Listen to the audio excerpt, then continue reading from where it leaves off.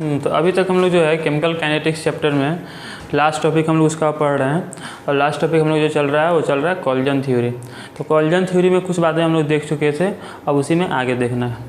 तो चलिए टॉपिक डालिएगा आप कॉलिजन थ्योरी, ठीक है। टॉपिक होगा कॉलिजन थ्योरी। देखिए कॉल्जन थ्योरी क्या था, तो हम कल भी मतलब पिछले वीडियो में हम लोग देखे हुए थे, और इसमें हम लोग देखे थे कि कॉल्जन थ्योरी क्या होता है। देखो जब भी रिएक्टेंट आसपास आते हैं तो आपस में क्या करते हैं, कोलाइड करते हैं, और कोलाइड करने के बाद जो है प्रोडक्ट फॉर्म होता है। मतलब कि जब तक रिएक्टेंट आपस में कोलाइड नहीं करेंगे तब तक जो है प्रोडक्ट फॉर्म नहीं होगा। तो इसी बात को क्या कहते हैं, कॉल्जन थ्योरी। मतलब कॉल्जन थ्योरी क्या बताता है कि reactant gets converted into product when they collide to each other. और इसमें हम लोग ये बात और भी पढ़े थे इसके पहले ही वाले वीडियो में, मोलिकुलरिटी ऑफ रिएक्शन, कि जितना रिएक्टेंट एक साथ कोलाइड करता है उसको क्या कहा जाता है, रिएक्शन का मोलिकुलरिटी कहा जाता है, ठीक है। तो कॉल्जन थ्योरी चलिए पढ़ते हैं। कॉल्जन थ्योरी बेसिकली क्या होता है। तो कॉल्जन थ्योरी मतलब कि जैसे कि डिफिनेशन हम लोग देख चुके हैं कि रिएक्टेंट्स आपस में कोलाइड करते हैं और प्रोडक्ट फॉर्म कर होता है। इसके अलावा हम लोग बात किए हुए थे कि जो कॉलिजन होता है रिएक्टेंट्स के बीच में वो दो तरह का हो सकता है। एक होता है इफेक्टिव कॉलिजन और एक होता है नॉन इफेक्टिव कॉलिजन। नाम से ही स्पष्ट है कि जो कॉलिजन में रिएक्टेंट कोलाइड करें और उससे प्रोडक्ट फॉर्म हो उसको क्या बोलते हैं, इफेक्टिव कॉलिजन। और जिस कॉलिजन में रिएक्टेंट कोलाइड करें लेकिन प्रोडक्ट फॉर्म नहीं हो उसको क्या बोलते हैं, नॉन इफेक्टिव कॉलिजन। मतलब कॉलिजन कितने टाइप का हो गया, दो टाइप का, एक हो गया इफेक्टिव कॉलिजन और एक हो गया नॉन इफेक्टिव कॉलिजन। अगर कॉलिजन के बाद प्रोडक्ट फॉर्म होता है तो उसको बोलते हैं इफेक्टिव कॉलिजन, और अगर प्रोडक्ट फॉर्म नहीं होता है तो उसको बोलते हैं नॉन इफेक्टिव कॉलिजन, ठीक है। तो हम लोग ये भी पढ़े हुए थे कि कौन से ऐसे फैक्टर हैं जो किसी कॉलिजन को इफेक्टिव या नॉन इफेक्टिव बनाते हैं। मतलब कैसे हम लोग ये कह सकते हैं कि कॉलिजन इफेक्टिव है कि नॉन इफेक्टिव है, या ऐसे बोले कि कौन सा ऐसा क्राइटेरिया है जो कि किसी कॉलिजन को इफेक्टिव या फिर नॉन इफेक्टिव बनाता है। तो देखिए दो क्राइटेरिया है, उन दोनों को जो फुलफ़िल कर लेता है वो हो जाता है इफेक्टिव कॉलिजन, और जो उन दोनों को फुलफ़िल नहीं कर पाता है वो होता है नॉन इफेक्टिव कॉलिजन। तो दो तरह का क्राइटेरिया है, कौन कौन देखिए। तो पहला जो फैक्टर है वो है एनर्जी फैक्टर। पहला फैक्टर कौन है, फर्स्ट है एनर्जी फैक्टर। फर्स्ट जो फैक्टर है वो है एनर्जी फैक्टर। और सेकेंड जो फैक्टर होता है वो होता है, फर्स्ट जो फैक्टर है वो है एनर्जी फैक्टर, और सेकेंड जो फैक्टर होता है वो होता है ओरिएंटेशन फैक्टर। सेकेंड कौन होता है, ओरिएंटेशन फैक्टर। तो ये दो फैक्टर हैं जो ये बात डिसाइड करते हैं कि कोई कॉलिजन जो है वो इफ़ेक्टिव होगा या फिर वो कॉलिजन जो है वो नॉन इफेक्टिव होगा, ठीक है। तो अभी इस बारे में हम देखे हुए थे कि एनर्जी फैक्टर मतलब क्या हो गया, कि जो भी रिएक्टेंट हैं जब आपस में कोलाइड कर रहे हैं तो उनके पास एक मिनिमम अमाउंट ऑफ एनर्जी का होना ज़रूरी है। अगर उससे कम एनर्जी उनके पास रहेगा तो उनका कॉलिजन जो है इफेक्टिव नहीं हो पाएगा बल्कि वो नॉन इफेक्टिव हो जाएगा, ठीक है। तो ये क्या कहलाएगा, ये कहलाएगा एनर्जी फैक्टर। और जो मिनिमम अमाउंट ऑफ एनर्जी है जिसका होना ज़रूरी होता है उसको बोलते हैं थ्रेशोल्ड एनर्जी। उस एनर्जी को क्या कहते हैं, थ्रेशोल्ड एनर्जी। और थ्रेशोल्ड एनर्जी का सिंबल क्या होता है, E0, ठीक है। तो थ्रेशोल्ड एनर्जी क्या होता है, the minimum amount of energy required to make any collision effective. मतलब किसी भी कॉलिजन को इफेक्टिव बनाने के लिए जो मिनिमम अमाउंट एनर्जी का रिक्वायर्ड होता है उसी को क्या कहते हैं, थ्रेशोल्ड एनर्जी कहते हैं। सिंबल क्या होता है उसका, E0, ठीक है। सेकेंड, अब देखिए सब हम लोग देख चुके थे, बस रिवाइज करवा रहे हैं। ओरिएंटेशन फैक्टर क्या होता है कि जो रिएक्टेंट आपस में कोलाइड कर रहे हैं उसमें से जिनको आपस में बॉन्ड बनाना है उनका आमने सामने होना ज़रूरी है। अगर जो रिएक्टेंट आपस में बॉन्ड बना रहे हैं अगर वो आमने सामने नहीं है तो अगर कॉलिजन होगा भी तो इफेक्टिव नहीं हो पाएगा, वो नॉन इफेक्टिव कॉलिजन हो जाएगा, ठीक है। जैसे कि देखो यहाँ पर बताया था ना कि CO है और NO2 है, कंबाइंड होकर बना रहा है CO2 प्लस NO। तो यहाँ पर देखो क्या हो रहा है कि CO जो है ये इसमें से एक ऑक्सीजन ले रहा है और क्या बना रहा है CO2, और यहाँ पर NO जो है ये अलग हो जा रहा है। मतलब इसमें हम कहें तो बॉन्ड बन रहा है किसके किसके बीच में, कार्बन और ऑक्सीजन के बीच में बॉन्ड फॉर्म हो रहा है, तो ना CO2 फॉर्म हो रहा है और NO तो अलग हो गया।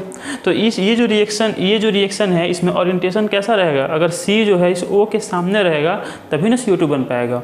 मतलब कि इसमें ओरिएंटेशन अगर मान लीजिए कि कुछ ऐसा रहे, इधर C इधर O इधर O इधर N इधर O, तो इसे C और O अगर आमने सामने रहे तभी ये CO2 बन पाएगा। अगर इनके अलावा मान लो N इधर रहे तो क्या बॉन्ड बन पाएगा, नहीं बन पाएगा। तो ये कहलाता है क्या, ये कहलाता है ओरिएंटेशन फैक्टर। तो एक हो गया एनर्जी फैक्टर, सेकेंड कौन हो गया, सेकेंड हो गया ओरिएंटेशन फैक्टर। ठीक है, अब यहाँ पर हम लोग को बेसिकली पढ़ना किसके बारे में, बेसिकली हम लोग को जानना है एनर्जी फैक्टर के बारे में। बाकी हम लोग पिछले क्लास में भी देख चुके थे, अच्छे से देखे हुए थे, तो थोड़ा सा हम लोग इसके बारे में और अच्छे से बात करेंगे अभी, थ्रेशोल्ड एनर्जी के बारे में, और फिर ये कैसे होता है, और थ्रेशोल्ड एनर्जी कैसे किसी रिएक्टेंट का एनर्जी जो है थ्रेशोल्ड एनर्जी के बराबर होता है, वो सब अभी हम लोग बात करने जा रहे हैं। देखिए, जो भी रिएक्टेंट हैं उनके पास कुछ ना कुछ एनर्जी होगा। ठीक है, मतलब जो भी अब मोलिक्यूल है उसके पास कुछ ना कुछ एनर्जी तो होता ही है।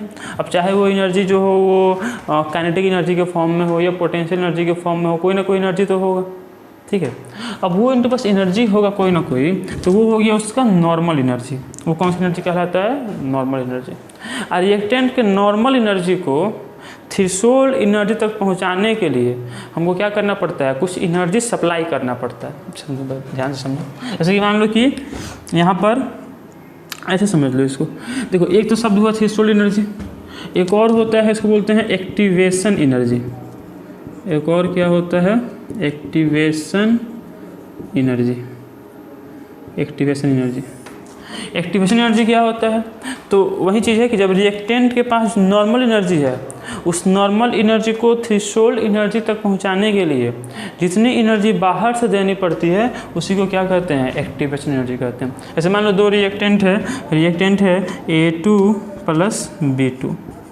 ठीक है, मान लीजिए इनके पास दो रिएक्टेंट है, अब रिएक्शन करना है, और इनके पास जो नॉर्मल एनर्जी है वो मान लो कि है 50 जूल।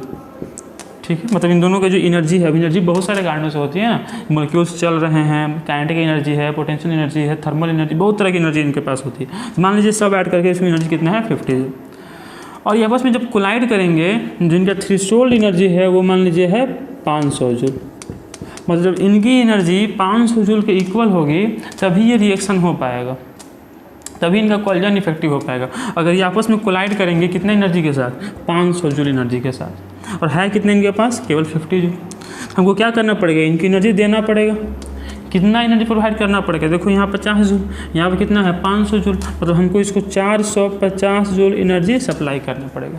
जब इतना एनर्जी हम सप्लाई करेंगे तो इसकी जो नॉर्मल एनर्जी है वो थ्रेशोल्ड एनर्जी के बराबर हो जाएगा, और इनका जो कोलिजन है वो इफेक्टिव हो जाएगा। तो ये जो एनर्जी सप्लाई किया गया, that is called what, that is called activation energy. That is called activation energy. और ये जो एनर्जी है इसको कहते हैं थ्रेशोल्ड एनर्जी, इसको कहते हैं थ्रेशोल्ड एनर्जी। इसका सिंबल क्या होता है, E0, इसका सिंबल क्या होता है, EA, और ये क्या हुआ, नॉर्मल एनर्जी। मेरे ख्याल से समझ में आ गया होगा आपको कि एनर्जी फैक्टर क्या होता है। तो जो भी रिएक्टेंट आपस में कोलाइड कर रहे हैं उनके पास एक मिनिमम अमाउंट ऑफ एनर्जी का होना जरूरी है। उसी मिनिमम अमाउंट ऑफ एनर्जी को क्या कहते हैं, थ्रेशोल्ड एनर्जी कहते हैं। और रिएक्टेंट के नॉर्मल एनर्जी को थ्रेशोल्ड एनर्जी तक पहुंचाने के लिए जितनी एनर्जी बाहर से देनी पड़ती है उसको क्या कहते हैं, उसको कहते हैं एक्टिवेशन एनर्जी। इसकी नॉर्मल एनर्जी कितनी थी, 50 जूल, पहुँचाना कितना है इसको 500 जूल तक, तो हमको इसमें बाहर से कितना देना पड़ा, 450 जूल। तो ये क्या कहलाएगा, बोलो, ये कहलाएगा एक्टिवेशन एनर्जी। ठीक है, अब देखिए, अब इसमें क्या है, अब देखिए मतलब किसी भी रिएक्शन के लिए जो एक्टिवेशन एनर्जी है ये कभी भी जीरो नहीं हो सकता है। मतलब activation energy can not be equal to zero, हमेशा कोई भी रिएक्शन अगर रहे तो उसमें कुछ ना कुछ एनर्जी बाहर से देना ही पड़ता है, मतलब कुछ ना कुछ उसमें एक्टिवेशन एनर्जी रहता ही है। ऐसा कोई भी रिएक्शन नहीं हो सकता है जिसमें कि हम बाहर से एनर्जी नहीं दें और वो रिएक्शन हो जाए, ऐसा कोई भी कंडीशन नहीं हो सकता है। हमको बाहर से उसमें एनर्जी कुछ ना कुछ देना ही पड़ेगा। मतलब ये लिख लीजिए इस बात को आप, पहले इस बात को समझे। इस बात क्या होता है, the minimum amount of energy required to make any collision effective is called threshold energy. The minimum amount of energy required to make any collision effective, किसी भी कोलिजन को इफेक्टिव बनाने के लिए जो मिनिमम अमाउंट ऑफ एनर्जी की आवश्यकता होती है उसी को क्या कहते हैं, थ्रेशोल्ड एनर्जी कहते हैं। ठीक है। सेकेंड कौन है, एक्टिवेशन एनर्जी। एक्टिवेशन एनर्जी क्या होता है, तो to reach the normal energy of reactant to threshold energy, the energy which is supplied is called activation energy. The energy which is supplied from outside to reach, ठीक है, the normal energy of reactant to threshold energy is called activation energy। मतलब कि reactant के जो normal energy है उसको threshold energy बनाने के लिए जितनी एनर्जी बाहर से सप्लाई करनी पड़ती है उसी को क्या कहा जाता है, एक्टिवेशन एनर्जी कहा जाता है। और एक्टिवेशन एनर्जी कभी भी जीरो नहीं हो सकता है। मतलब किसी भी रिएक्शन, कोई भी रिएक्शन अगर है तो उसमें जो है रिएक्शन करने के लिए हमको कुछ ना कुछ एनर्जी उसमें बाहर से देना ही पड़ेगा। अगर हम बाहर से एनर्जी नहीं देंगे तो रिएक्शन नहीं होगा। इसका मतलब तो ये हो गया कि हर एक जो रिएक्शन होता है वो कैसा रिएक्शन हो गया, एंडोथर्मिक। क्योंकि हम हर एक रिएक्शन में क्या बोल रहे हैं, हर एक रिएक्शन में देना पड़ता है एनर्जी, और अगर हर एक रिएक्शन में एनर्जी दिया जाएगा मतलब हर एक रिएक्शन कैसा हो जाएगा, एंडोथर्मिक। लेकिन हमें पता है कि एक्सोथर्मिक रिएक्शन भी होते हैं कि नहीं, एक्सोथर्मिक रिएक्शन भी होते हैं। मतलब कि कुछ ऐसे भी रिएक्शन होते होंगे जिसमें एनर्जी निकलता है, तो फिर ये कैसे होता है। ठीक है, देखिए बात समझने वाला है कि हम बोल रहे हैं कि हर एक रिएक्शन में हमको कुछ ना कुछ एनर्जी बाहर सप्लाई करना पड़ता है। अब हर एक रिएक्शन में अगर बाहर सप्लाई करना पड़ रहा है मतलब हर एक रिएक्शन कैसा हो गया, एंडोथर्मिक रिएक्शन। जबकि कुछ रिएक्शन तो ऐसे होते हैं जो एक्सोथर्मिक होते हैं, तो फिर उसको डिफाइन हम कैसे करेंगे, तो चलिए उसी का भी बात करेंगे कि कैसे कोई रिएक्शन एंडोथर्मिक होता है और कैसे कोई रिएक्शन जो है एक्सोथर्मिक होता है। एंडोथर्मिक रिएक्शन कैसे होता है और एक्सोथर्मिक रिएक्शन कैसे होता है, अभी हम लोग वो देखेंगे। अभी तो समझ में आया। अभी तक हम लोग क्या क्या पढ़े, अभी तक पढ़े कि थ्रेशोल्ड एनर्जी क्या है, उसके बाद पढ़े कि एक्टिवेशन एनर्जी क्या है, उसके बाद पढ़े कि एक्टिवेशन एनर्जी कभी भी जीरो नहीं हो सकता है। मतलब कोई भी रिएक्शन अगर रहेगा उसमें बाहर से कुछ ना कुछ एनर्जी हमको देना ही पड़ता है, बिना दिए हुए रिएक्शन नहीं हो सकता है। ठीक है, तो देखो जैसे कि मान लीजिए ये कोई ग्राफ हो गया, इसमें मान लीजिए ये हो गया आपको रिएक्शन का रेट, ऐसे बोले टाइम, और ये हो गया एनर्जी का ये ग्राफ, ये प्लॉट हो गया, ये टाइम का हो गया। अब मान लो दो रिएक्टेंट हैं, कौन कौन, A2 और कौन है B2। ये मान लो यहाँ प्रेजेंट है, मतलब इनकी एनर्जी यहाँ पर है। ये मान लो एनर्जी का मान लो ये है 10 जूल, ठीक है। और इसकी जो थ्रेशोल्ड एनर्जी है जितना पर ये रिएक्शन कर लेंगे वो मान लो यहाँ पर है, और मान लो ये है 50 जूल। ये कितना है 10 जूल, ये कितना है 50 जूल। तो हमको क्या करना पड़ेगा, इसके ये क्या है, ये है थ्रेशोल्ड एनर्जी, और ये क्या है, this is the normal energy. अब हमको क्या करना है, इसको यहाँ की एनर्जी को यहाँ तक पहुँचाना है। अब यहाँ की एनर्जी को यहाँ तक पहुँचाने के लिए हमको क्या करना पड़ेगा, देना पड़ेगा एनर्जी। तो यहाँ से कुछ एनर्जी देंगे तो एनर्जी इंक्रीज होगा और यहाँ तक पहुँचेगा। अब कितना एनर्जी हमको बाहर से देना पड़ा, देखो 10 जूल यहाँ पर था, पहुँचाना था कहाँ, 50 जूल पर, तो कितना एनर्जी हमको बाहर देना पड़ा होगा, 40 जूल। तो जो 40 जूल एनर्जी है इसको फिर क्या कहते हैं, इसको कहते हैं एक्टिवेशन एनर्जी। इसको क्या बोलते हैं, इसको बोला जाता है एक्टिवेशन एनर्जी।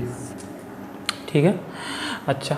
अब देखो जैसे ही इसका एनर्जी थ्रेशोल्ड एनर्जी के बराबर पहुंचेगा तो क्या होगा कि जो रिएक्टेंट हैं, ठीक है, उनकी जो बॉन्ड्स हैं वो बॉन्ड्स थोड़ी सी कमज़ोर हो जाएंगे और कुछ नए बॉन्ड फॉर्म हो जाएंगे। समझ रहे हो बात। जैसे मान लो A2 + B2 है, जैसे ही इनकी एनर्जी यहाँ तक पहुँचेगी तो ये जो बॉन्ड है A और A के बीच में, ये बॉन्ड क्या हो जाएगा, कमज़ोर होते जाएगा और कुछ नया बॉन्ड जो है ये बनते जाएगा। और ये जो कॉम्प्लेक्स बना इसको बोलते हैं इसको बोलते हैं एक्टिवेटेड कॉम्प्लेक्स। इसको क्या बोलते हैं, एक्टिवेटेड कॉम्प्लेक्स। ये टेम्पररी होता है, कुछ समय के लिए बनता है। कुछ समय के लिए क्या बना है, एक्टिवेटेड कॉम्प्लेक्स बना है। अब उसके बाद क्या होगा कि इनकी एनर्जी घटेगी, ठीक है। मतलब देखो शुरू में इनकी एनर्जी बढ़ी बढ़ी बढ़ी, कहाँ तक बढ़ी, थ्रेशोल्ड एनर्जी तक बढ़ी। जैसे ही इनकी एनर्जी उसके बराबर हुई तो इनके बीच में जो पुराने बॉन्ड थे वो कमज़ोर हो गए और कुछ नए बॉन्ड्स का फॉर्मेशन हुआ। और ये जो कॉम्प्लेक्स स्ट्रक्चर बना है इसको फिर क्या बोलते हैं, इसको कहते हैं एक्टिवेटेड कॉम्प्लेक्स। जैसे ही यहाँ तक इनकी एनर्जी पहुँची तो अब इनकी एनर्जी क्या होगी, कम होगी। अब इनकी एनर्जी कम होगी तो मान लो इसकी एनर्जी कम होते होते होते होते यहाँ तक पहुँचा, और पहुँचने के बाद बोलो क्या होगा कि यहाँ पर प्रोडक्ट बन गया 2AB। इनमें जो पुराना बॉन्ड था वो टूट गया और नया, पुराना बॉन्ड था वो टूट गया और कुछ नया बॉन्ड बना A और B के बीच में और प्रोडक्ट बन गया 2AB। समझे बात को। देखो ये रिएक्टेंट था, रिएक्टेंट कौन कौन थे, A2 और B2। इनकी एनर्जी कितनी थी, 10 जूल। इनकी एनर्जी को कहाँ पहुँचाना है, थ्रेशोल्ड एनर्जी के पास पहुँचाना है। तो इनको क्या करना पड़ा, बाहर से देना पड़ा एनर्जी। बाहर से एनर्जी कितना दिया गया, 40 जूल एनर्जी दिया गया। तो इसकी एनर्जी अभी इसके बराबर हो गया। अब जैसे ही इसके बराबर हुआ, जो पुराने बॉन्ड्स थे रिएक्टेंट के बीच में वो बॉन्ड्स क्या हो गए, कमज़ोर हो गए और कुछ नए बॉन्ड्स का फॉर्मेशन हुआ। और ये जो एक कॉम्प्लेक्स स्ट्रक्चर बना इसको फिर क्या कहते हैं, इसको कहते हैं एक्टिवेटेड कॉम्प्लेक्स। अब जो एक्टिवेटेड कॉम्प्लेक्स है फिर बाद में उनकी जो बॉन्ड्स वो टूटेगी और उनकी एनर्जी, चूँकि इतनी ज़्यादा इनकी एनर्जी होती है कि फिर इनमें एनर्जी रिलीज होना शुरू होता है। एनर्जी जब रिलीज होना शुरू हुआ तो यहाँ से रिलीज होते होते होते एनर्जी है ना, एनर्जी घट रहा है, घटते घटते तो यहाँ पहुँचा। तो यहाँ पर फिर इस एनर्जी लेवल पे फिर क्या बन गया, प्रोडक्ट कम्प्लीटली ये बॉन्ड टूट गया और AB प्रोडक्ट जो है यहाँ पर फॉर्म हो गया। अब यहाँ पर अब देखो, अब हम बोले हुए थे कि हर एक रिएक्शन में कुछ ना कुछ एनर्जी बाहर से देना ही पड़ता है। मतलब हर एक रिएक्शन में कुछ ना कुछ इसमें जो वैल्यू एक्टिव एनर्जी का ये होता ही है, ये जीरो नहीं हो सकता है। अब देखो यहाँ पर अगर देखा जाए इसमें दिया कितना गया है एनर्जी, 40 जूल, ठीक है। एनर्जी दिया कितना गया है, 40 जूल। और निकला कितना है, देखो इतना एनर्जी निकला है। अब क्या ये 40 जूल के बराबर है कि उससे कम है कि ज़्यादा है, देखो ये यहाँ तक है ना, यहाँ तक है। इसका मतलब है कि ये 40 जूल से बताओ बराबर तो नहीं है, क्योंकि ये तो इतना ही है और ये तो इससे ज़्यादा है। मतलब मान लो कि यहाँ पर था 50 जूल का और यहाँ मान लो कुछ होगा 5 जूल मान लो यहाँ पर, तो कितना एनर्जी निकला, कितना निकला, देखो ये 40 और 5 45। तो ये एब्जॉर्ब कितना किया था, 40 जूल, और निकला कितना, 45 जूल, है ना। 40 जूल एब्जॉर्ब किया और निकला कितना, 45 जूल। इसका मतलब ये है जितना एनर्जी एब्जॉर्ब किया उससे ज़्यादा एनर्जी ये जो है रिलीज़ किया। तो ये कैसा रिएक्शन हुआ, ये रिएक्शन हो गया एक्सोथर्मिक रिएक्शन, एक्सोथर्मिक रिएक्शन। अभी हम बोले थे ना कि कैसे कोई रिएक्शन एक्सोथर्मिक हो जाता है और कैसे हो जाता है इंडोथर्मिक। जब सभी रिएक्शन में हम एनर्जी दे ही रहे हैं तो सब रिएक्शन तो इंडोथर्मिक हो गया, तो फिर कैसे किसी रिएक्शन को हम कह सकते हैं कि दैट रिएक्शन इज एक्सोथर्मिक। तो यही कंडीशन है कि एनर्जी एब्जॉर्ब तो सब में होगा, लेकिन होने के बाद जब एक्टिवेटेड कॉम्प्लेक्स से प्रोडक्ट फॉर्म होगा उस दौरान कितना एनर्जी निकलता है इस पर डिपेंड करेगा कि वो रिएक्शन जो है वो एक्सोथर्मिक है या फिर वो रिएक्शन जो है वो इंडोथर्मिक है। समझे।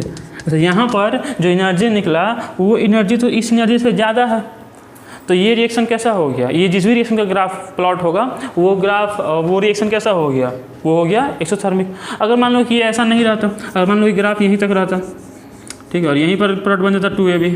अब बताओ, अब इसमें एनर्जी एब्जॉर्ब कितना हुआ, 40 जूल, एनर्जी रिलीज़ कितना हुआ, देखो 40 जूल, रिलीज कितना हुआ, इतना ही। मतलब मान लो कि ये 50 है और यहाँ मान लो कि 30 वगैरह है तो 20 जूल। मतलब ये रिएक्शन कैसा हो गया, ये रिएक्शन हो गया इंडोथर्मिक रिएक्शन, ठीक है। मतलब कि बताने का बात ये था, कभी हम बोले थे कि किसी भी रिएक्शन में कभी भी एक्टिवेशन एनर्जी जीरो नहीं हो सकता है। मतलब हर एक रिएक्शन के लिए हमको कुछ ना कुछ एनर्जी बाहर से सप्लाई करना पड़ता है। अब अगर हर एक रिएक्शन सप्लाई करना पड़ता है मतलब हर एक रिएक्शन तो हो गया इंडोथर्मिक रिएक्शन, तो कैसे हम बोलेंगे कि कोई रिएक्शन एक्सोथर्मिक भी हो सकता है। तो यही कंडीशन है, डिपेंड करता है, क्योंकि जब भी रिएक्टेंट को मिलेगा एनर्जी तब उनमें रीअरेंजमेंट होगा और क्या बनेगा, एक्टिवेटेड कॉम्प्लेक्स बनेगा, और फिर वहाँ से एनर्जी रिलीज होगा और फिर फाइनली क्या बनेगा, बनेगा प्रोडक्ट। ये हर एक रिएक्शन में होता है। अब वहीं एक्टिवेटेड कॉम्प्लेक्स से प्रोडक्ट बनते समय कितना एनर्जी रिलीज हो रहा है यही इस बात को तय करता है कि वो रिएक्शन इंडोथर्मिक है अथवा एक्सोथर्मिक है। अगर जो एनर्जी रिलीज हो रहा है अगर वो ज़्यादा है एक्टिवेशन एनर्जी से तब वो रिएक्शन कैसा हो गया, एक्सोथर्मिक, और अगर वो कम है तब वो कैसा हो गया, इंडोथर्मिक रिएक्शन हो जाएगा। ठीक है। अच्छा, इसको भी डिफाइन कर लो, एक्टिवेटेड कॉम्प्लेक्स क्या होता है, डिफाइन कर लो इसको एक बार। एक्टिवेटेड कॉम्प्लेक्स क्या बोलेंगे कि जब रिएक्टेंट्स को, और समझिए इसका मतलब क्या होता है, जब रिएक्टेंट्स को थ्रेशोल्ड एनर्जी मिलता है तो रिएक्टेंट्स के बीच जो पुराने बॉन्ड्स थे वो ब्रेक होने लगते हैं या इसको कमज़ोर हो जाते हैं, और कुछ नए बॉन्ड्स का फॉर्मेशन होता है जो कि अनस्टेबल होता है। ये स्टेबल नहीं है, अनस्टेबल है। तो ये जो कॉम्प्लेक्स बना है इसी को क्या कहते हैं, एक्टिवेटेड कॉम्प्लेक्स कहते हैं। इसको बोलेंगे कि when reactants gets energy equal to threshold energy, when reactant gets energy equal to threshold energy, then their old bonds get weak and certain new bonds gets formed between reactants. That complex is known as the activated complex, which is very very unstable and which releases energy to form the final product। ठीक है, इसको आप खुद से भी लिख सकते हैं, ये इजी है डिफिनेशन इसका। ठीक है, तो ये सब बातें थी। अभी हम लोग क्या देखें, थ्रेशोल्ड एनर्जी क्या है, एक्टिवेशन एनर्जी क्या है, एक्टिवेटेड कॉम्प्लेक्स क्या है, कैसे कोई रिएक्शन हो सकता है इंडोथर्मिक, कैसे हो सकता है एक्सोथर्मिक, ये सब हम लोग बात किए थे। एक बार फिर से देख लो इसमें, जैसे मान लो कि ये था ग्राफ, फिर से पुराना वाला ही बनाते हैं एक्सोथर्मिक वाला। ठीक है, यहाँ बन रहा है प्रोडक्ट 2AB। ठीक है, अब मान लो कि इसमें अगर कैटलिस्ट यूज़ किया जाए तो वो क्या करेगा। अब थोड़ा बहुत कैटलिस्ट बारे में नाम सुने ही होंगे, नहीं सुने तो थोड़ा सुन लो। वैसे इसके बारे में विस्तार से पढ़ना है, एक चैप्टर आएगा सरफेस केमिस्ट्री, जहाँ पर लगभग 1 या 2 क्लास जो है, 1 या 2 ऐसे वीडियो जो है वो केवल इसी के बारे में बनेंगे, कैटलिस्ट के बारे में। अब एक लिए सुन लो पहले कैटलिस्ट क्या होता है, अगर नहीं जानते तो। कैटलिस्ट कुछ ऐसे सबस्टांस होते हैं जो रिएक्शन के रेट को चेंज कर देते हैं। हम ऐसा नहीं बोल रहे हैं कि बढ़ा देते हैं या घटा देते हैं, चेंज कर देते हैं। बढ़ा भी सकता है, घटा भी सकता है। अगर बढ़ा देता है, अगर इंक्रीज कर दे तब बोलेंगे पॉजिटिव कैटलिस्ट, और अगर डिक्रीज कर दे तब बोलेंगे उसको नेगेटिव कैटलिस्ट। लेकिन जनरली अगर हम बोल रहे हैं catalyst, that means positive catalyst. अगर मान लो हम बोल रहे हैं 2, बताओ +2 कि -2, +2। ठीक है, हम बोल रहे हैं 10 +10, वैसे अगर हम बोल रहे हैं कैटलिस्ट तो बात क्या होगा, पॉजिटिव कैटलिस्ट। ऐसे समझ सकते हैं कि मान लो 2 लोग बीच में झगड़ा हो रहा है, तीसरा कोई आए, तीसरा कुछ ऐसा ऐसा बात बोले कि झगड़ा और बढ़ जाए। तीसरा झगड़ा में पार्टिसिपेट नहीं करे, झगड़ा में भाग नहीं ले, बल्कि बाहर खड़ा हो कुछ ऐसा बात बोले कि झगड़ा का जो रेट है वो क्या हो जाए, बढ़ जाए। तो तीसरा आदमी जो था उसको क्या बोलेंगे, कैटलिस्ट बोलेंगे। मतलब कैटलिस्ट खुद रिएक्शन में भाग नहीं लेता है, बल्कि रिएक्शन के रेट को किसी तरह से चेंज कर देता है। अब किस तरह से चेंज करता है तो पढ़ना है सरफेस केमिस्ट्री चैप्टर में। ठीक है, अब देखो मान लो इसी रिएक्शन में कैटलिस्ट यूज हो तो कैटलिस्ट क्या करेगा, कैटलिस्ट क्या करेगा कि जो थ्रेशोल्ड एनर्जी है, ठीक है, उसको घटा देगा। ऐसे ऐसे समझो, ऐसे मान लो किसी इंसान को एक दुकान लगाना है, दुकान लगाने के लिए मान चाहिए उसको 50,000 रुपया, 50,000 रुपया उसको अगर मिल जाए और एक दुकान वो सेटअप कर लेगा। अब मान लो उसके पास है 20,000 रुपया, ठीक है, और उसको और कितने रुपये बाहर चाहिए होगा, तो 30,000 रुपये चाहिए होगा उसको। 30,000 रुपया उसको मिल जाए, उसका पैसा हो जाएगा उसके बराबर, उसको दुकान लग जाए। लेकिन मान लो क्या हुआ कि कोई बाहरी आदमी आए, आगे ऐसा बोले कि तुम 30 नहीं, तुम केवल 10 व्यवस्था और कर लो, हम तुम्हारा दुकान लगवा देंगे। तब क्या होगा, उसके दुकान लगाना आसान हो जाएगा, क्योंकि पहले से व्यवस्था करना था 30,000 का, अब केवल 10,000 का ही करना है। समझ रहे बात। तो यहाँ पर भी यही बात है, जो रिएक्टेंट्स है, अब देखो उस इंसान के पास जो पहले से था 20,000 रुपया, वो उसका नॉर्मल पैसा, मतलब नॉर्मल एनर्जी, यहाँ पर देखे तो उसको जितना चाहिए था अपना प्रोसेस करने के लिए, अपना रिएक्शन करने के लिए, उसको क्या बोलते हैं, थ्रेशोल्ड एनर्जी। अब उसके नॉर्मल एनर्जी को जो कि कितना था, जो कि था 50,000 था, और उसके नॉर्मल एनर्जी को वहाँ तक पहुँचाने के लिए जितना एनर्जी बाहर से देना पड़ा, कितना देना पड़ेगा, 30,000, उसको क्या बोलेंगे, उसको बोलेंगे एक्टिवेशन एनर्जी। अब वो जो तीसरा आदमी आया, मतलब दूसरा आदमी यहाँ पर जो आया, वो क्या किया कि जो थ्रेशोल्ड एनर्जी था, जितना में रिएक्शन हो रहा था, उसको कम कर दिया। पहले दुकान लगा था 50,000 में, एक आके हम 30,000 में ही लगवा देंगे, तो अब उसको केवल 10,000 व्यवस्था करना है। वही काम यहाँ कैटलिस्ट करता है। कैटलिस्ट के लिए अब इसका ग्राफ ड्रॉ करें तो इसका ग्राफ जो है वो कुछ ऐसा बनेगा। तो यहाँ देखो, यहाँ पर रिएक्शन वहीं हो रहा है, रिएक्टेंट वहीं है, प्रोडक्ट वहीं है, दुकान लग जा रहा है, लेकिन हुआ क्या, जो थ्रेशोल्ड एनर्जी है वो घट गया। तो अब ये रिएक्शन का रेट क्या हो जाएगा, फास्टर हो जाएगा, रिएक्शन का रेट बढ़ जाएगा, अब तो दुकान लगाना आसान हो जाएगा। मतलब ये ग्राफ हो गया अनकैटलाइज्ड रिएक्शन का। किसका ग्राफ हो गया ये, अनकैटलाइज्ड, जिसमें कि कैटलिस्ट भाग नहीं लिया है। और अगर कैटलिस्ट भाग लेगा तो ये ग्राफ बनेगा, ये हो गया कैटलाइज्ड रिएक्शन, कैटलाइज्ड रिएक्शन। समझे ना। तो आता है एग्जाम में कि कैटलिस्ट क्या करता है, तो कैटलिस्ट जो है वो थ्रेशोल्ड एनर्जी को कम कर देता है। देखो थ्रेशोल्ड एनर्जी बोले या फिर एक्टिवेशन एनर्जी बोले, बात एक ही है, क्योंकि जब ये कम होगा तो ये तो कम हो ही जाएगा ना। मान लो ये कम हुआ तो मतलब दोनों तो सेम ही चीज़ है, ठीक है। तो मतलब कि हम ये कह सकते हैं कि कैटलिस्ट क्या करता है, थ्रेशोल्ड एनर्जी या फिर जो एक्टिवेशन एनर्जी है उसको डिक्रीज कर देता है, जिससे कि रिएक्शन का रेट ज़्यादा हो जाता है। क्योंकि ऐसा भी कैटलिस्ट होता है जो रिएक्शन के रेट को बढ़ा देगा, मतलब सॉरी डिक्रीज कर देगा। कैसे, क्योंकि वो जो है थ्रेशोल्ड एनर्जी को और बढ़ा देगा, जब बढ़ गया तो रिएक्शन का रेट क्या हो जाएगा, स्लो हो जाएगा। ये सब बातें इसमें बेहतर होगा ये लाइन लिख लेना इसको, a catalyst increases rate of reaction by decreasing the activation energy. Video को पॉज करके लिखना लिख लेना इसको कि catalyst increases rate of reaction by increasing the by decreasing the activation energy, ठीक है। देखो इसमें एक लास्ट अब एक बच रहा है इक्वेशन, उसको हम देख लेते हैं, फिर चैप्टर ख़त्म ही हो जाएगा आज। लास्ट जो टॉपिक बचा, लास्ट मतलब इसमें एक इक्वेशन बचा, उसको बोलते हैं आरेनियस इक्वेशन। तो उसको देख लेते हैं, फिर ये चैप्टर ख़त्म हो जाएगा। फिर इसमें कुछ क्वेश्चंस बचेंगे, इसको अगर आप बोलिएगा तो हम बाद में एक और वीडियो बना देंगे, इसमें केवल क्वेश्चन के लिए रहेगा। अभी हम लोग इसमें जो लास्ट एक बचा हुआ इक्वेशन उसको देख लेते हैं। इक्वेशन है आरेनियस इक्वेशन। देखो जो भी दिक्कत अगर इसमें लग रहा है वीडियो में तो बेहतर होगा उसको कमेंट बॉक्स में लिख दीजिए, ठीक है। उसको सॉल्यूशन जो है डाउट अगर उसमें होगा तो हम उसको सॉल्व कर देंगे। आरेनियस इक्वेशन, देखो आरेनियस इक्वेशन क्या होता है, तो सिंपली इक्वेशन है जो कि आरेनियस एक साइंटिस्ट का नाम है, उन्होंने इक्वेशन दिया था, ठीक है।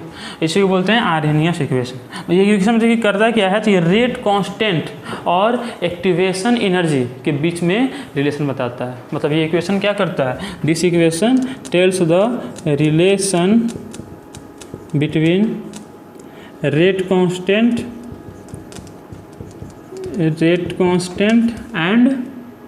And activation energy.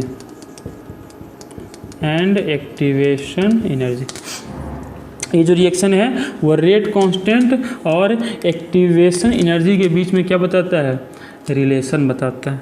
ये इक्वेशन होता है K equal to AE minus EA/RT। ये इक्वेशन होता है K equal to AE minus EA/RT। इसी को बोलते हैं आरेनियस इक्वेशन। देखो अगर बोर्ड के हिसाब से देखा जाए तो बोर्ड के लिए इतनी बातें काफ़ी हैं कि आरेनियस इक्वेशन है क्या, तो this is the equation given by the Arrhenius which tells the relation between rate constant and activation energy। और बहुत बार क्या होता है कि which of the following is Arrhenius equation, तो आपको ये बस इक्वेशन रटा हुआ होना चाहिए कि यही आरेनियस इक्वेशन है। अगर बोर्ड के आगे हम बढ़ें तो फिर इसको हम सॉल्व कर सकते हैं और फिर इस पर न्यूमेरिकल भी बनते हैं, तो कि नेक्स्ट वीडियो हम बनाएंगे जिसमें कि इसको सॉल्व करके जो भी न्यूमेरिकल्स इससे बन सकते हैं वो बनेंगे। खैर वो न्यूमेरिकल्स जो है वो बोर्ड लेवल और नीट के ऊपर लेवल का होता है, जो कि इसमें लॉग वगैरह का वैल्यू का ये सब यूज होगा, जो कि आपको नॉर्मली क्वेश्चन नहीं आता है इस पर। खैर हम वीडियो कर देंगे जिसमें कि पूरा इसको सॉल्व करके एक दो क्वेश्चन करवा देंगे। तो खैर आपको बोर्ड के लिए लिए इतना ही पता होना चाहिए कि आरेनियस इक्वेशन है क्या। This is equation which tells the relation between rate constant and activation energy. This equation is K equal to AE minus EA/RT where K is what, rate constant, A is Arrhenius constant, okay, EA means activation energy, R means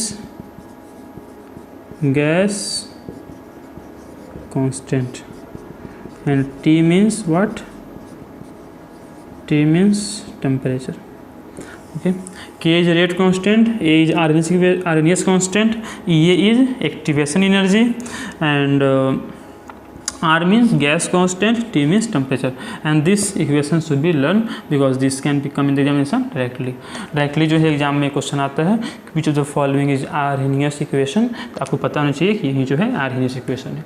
तो यहाँ पर हम लोग इस chapter को ख़त्म कर सकते हैं। इसमें अब कुछ भी ऐसा बात नहीं बचा है जो कि बोर्ड के लिए या फिर किसी एग्जाम के लिए जरूर लगभग आंसर सभी कॉन्सेप्ट जो है हम कवर कर चुके हैं, अच्छे से कर चुके हैं। अगर आप शुरू से लास्ट तक वीडियो को पूरा देखिएगा आपको मेरे ख्याल से कोई दिक्कत नहीं होगा। नहीं फिर अगर दिक्कत हो रहा होगा तो उसको जो है कमेंट में लिख सकते हैं, उसको हम कोशिश करेंगे कि उसको हम सोल्यूशन करवा देंगे। बाकी इसमें इसको सॉल्व करना है तो इस पर 1-2 क्वेश्चन अगर कहोगे तो हम इसको करवा देंगे, ठीक है। NCERT में कुछ क्वेश्चन है जो कि इसको सॉल्व करने पर है, जो कि बोर्ड में कभी नहीं पूछा है ना कभी पूछेगा, क्योंकि उसमें लॉग का वैल्यू वगैरह बहुत यूज आता है जो कि बोर्ड के लिए ज़रूरी उतना नहीं है। तो इसलिए अगर मतलब लिखो कमेंट में, इसको हम एक वीडियो कर देंगे जिसमें कि इसको सॉल्व करके इस पर क्वेश्चन भी करवा दिया जाएगा, ठीक है। बाकी इतना बात जो है बोर्ड के लिए सफिशिएंट है, इससे बाहर से बोर्ड में नहीं आता है और नहीं आएगा।